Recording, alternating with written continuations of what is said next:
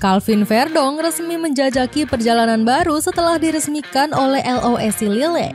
Bek 28 tahun ini mencetak sejarah sebagai pemain pertama Indonesia yang bermain di Liga 1. Sang pemain berkesempatan untuk memanjakan para pemain veteran termasuk Olivier Giroud. El konsisten dinilai bakal jadi senjata rahasia di tim asuhan Bruno Genesio. Pasalnya, sang pemain bisa dimainkan multiperan sebagai bek sayap maupun bek tengah. Cetak gol coba merangkum seberapa cocok Calvin Verdong di LOSC Lille sebagai berikut.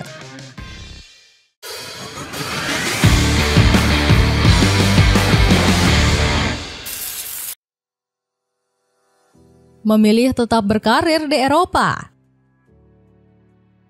Calvin Verdong baru saja membuat langkah besar dalam karir profesionalnya. Pemain berdarah Aceh ini memutuskan hijrah ke LOSC Lille yang sempat menjuarai Liga 1 musim 2020-2021. Dirinya bakal diikat kontrak selama 3 tahun dan diprediksi menerima kenaikan gaji fantastis. Sebagai informasi, Verdong mendapat bayaran 11 miliar rupiah saat berseragam NEC Nijmegen. Tak cuma itu, kepindahan sang pemain turut mencetak sejarah bagi sepak bola tanah air. Pasalnya, Verdong jadi pemain Indonesia pertama yang merumput di kasta tertinggi Liga Prancis. Tanpa berlama-lama, Verdong langsung memamerkan darah nenek moyangnya. Bek 28 tahun ini menggunakan bahasa Indonesia dalam sambutan pertamanya sebagai pemain Lille. Di sisi lain, jalan karir Verdong juga menjadi harapan untuk supporter Indonesia. Dirinya memutuskan untuk tetap merumput di Eropa saat rekan-rekannya justru pulang ke Ibu Pertiwi. Sebut saja seperti Tom Haye, Rafael Struijk, hingga Eliano Reinders. Trio andalan skuad Garuda ini memilih melanjutkan karir bersama tim-tim Super League. Padahal ketiganya dinilai masih punya kualitas untuk bersaing dengan tim-tim luar. Benar saja, sejumlah penggawa timnas Indonesia di Super League justru dinilai turun kelas. Salah satunya Rafael Struijk yang kena hujat sana-sini karena belum menunjukkan performa terbaiknya. Apalagi pemain berjuluk El Clamer ini sampai dicoret dari timnas senior ke skuad U23. Meski begitu, peningkatan karir Verdong justru nggak disambut baik supporter LOSC Lille.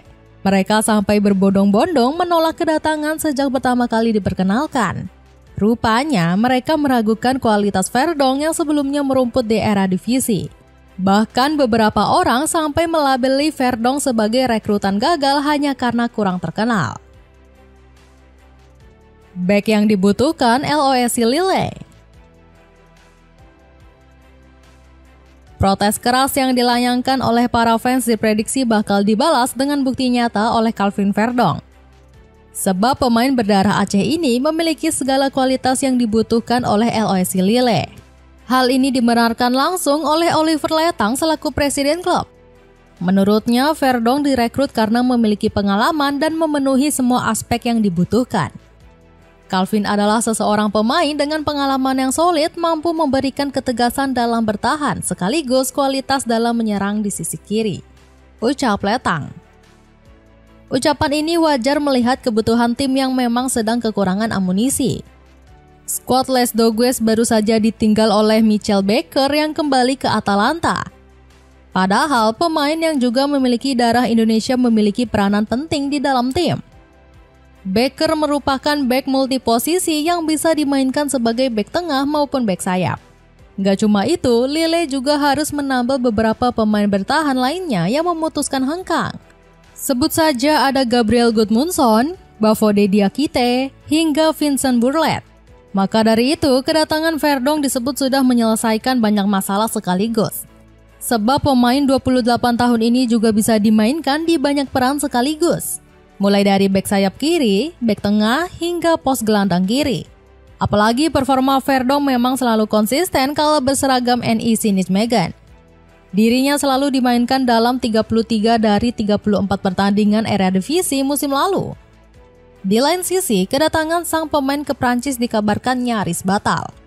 Alasannya, Nijmegen sempat gagal menemukan pengganti yang sepadan dengan kualitas Verdong.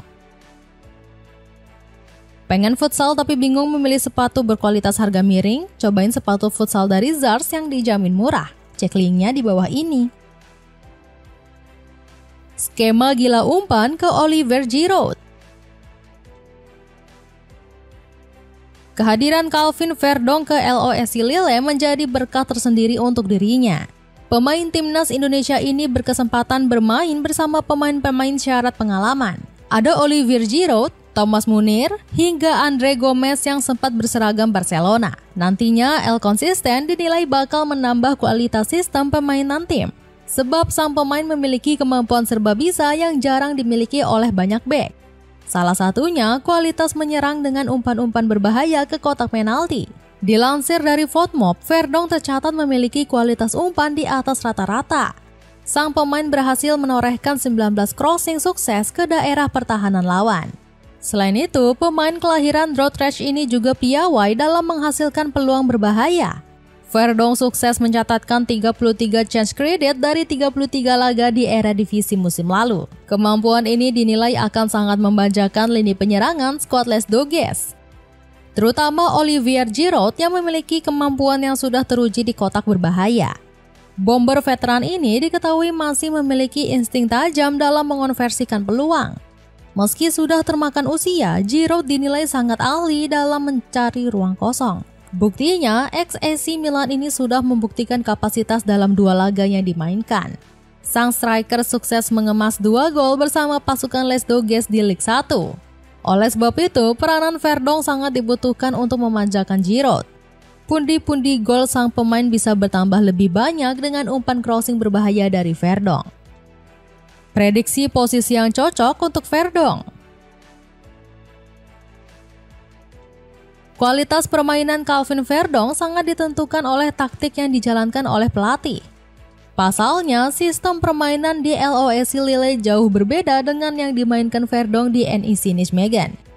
Sebelumnya, sang bek sudah terbiasa bermain dengan formasi 3-4-3. Dalam taktik tersebut, pemain 28 tahun ini sering diposisikan sebagai bek tengah kiri di barisan 3 bek sejajar. Sementara itu, LOSC Lille memiliki sistem yang cukup berbeda dengan taktik 4-2-3-1. Skuad Les Dogues memang menerapkan formasi menyerang modern di bawah asuhan Bruno Genesio. Meski begitu, sistem ini nggak menutup peluang untuk Verdong telat adaptasi. Sebab sang pemain juga sudah terbiasa bermain dengan formasi 4 back ataupun mengisi posisi sisi sayap kiri. Nantinya Verdong harus berjuang keras untuk merebut posisi back sayap kiri. Alasannya, Romain Perrault yang mengisi pos tersebut selalu bermain baik dalam 3 laga yang dimainkan. Selain itu, posisi bek tengah juga bisa didapatkan Verdong apabila dia dibutuhkan. Apalagi, sang pemain sudah terbiasa memainkan peran tersebut di NEC Nijmegen dan Timnas Indonesia. Alhasil, X20 FC itu harus bisa menunjukkan kualitas agar bisa dipercaya oleh pelatih Bruno Genesio. Namun persaingan ketat ini sebenarnya sudah diprediksi oleh Oliver Letang. Sang presiden mengaku Verdong dihadirkan untuk menambah pilihan untuk staf pelatih.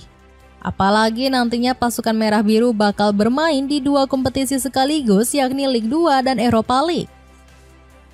Profilnya juga memberikan opsi tambahan bagi Bruno dan staf pelatih di awal musim yang penuh tantangan baik di level domestik maupun Eropa untuk Lille, kata Letang. Celana pendek impor berkualitas tinggi yang ramah di kantong. Kamu bisa dapatkan mulai dari 30 ribuan dengan mengklik link di bawah ini. Itulah ulasan seberapa cocok Calvin Verdong di LOSC Lille. Bagaimana pendapatmu? Mampukah Verdong menunjukkan konsistensinya di skuad Les Dogues? Coba tulis pendapatmu di kolom komentar di bawah ini.